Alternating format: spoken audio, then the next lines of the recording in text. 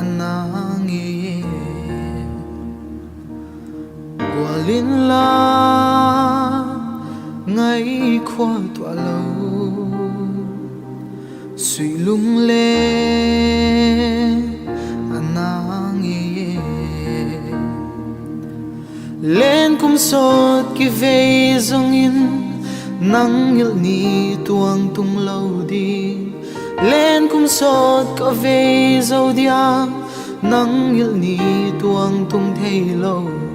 Suihlunglen anangi vang ko ngay na tul thei lâu nga bang lên na ta dang zong le na tong nem le na duang mel hoi ka sin la ya mang mo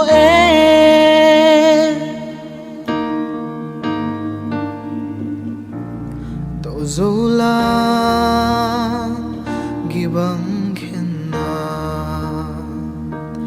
lên na dang ngil ni om lâu đầu dâu la gi bang khen na bang ka na tang dâu ta liam sa nun lui nop lai ni tôi ba sa loa ki thei lâu na vang ai ka tul ding mo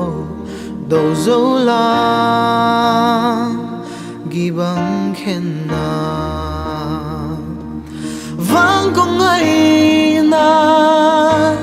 tul thei lâu nga bang lên na ta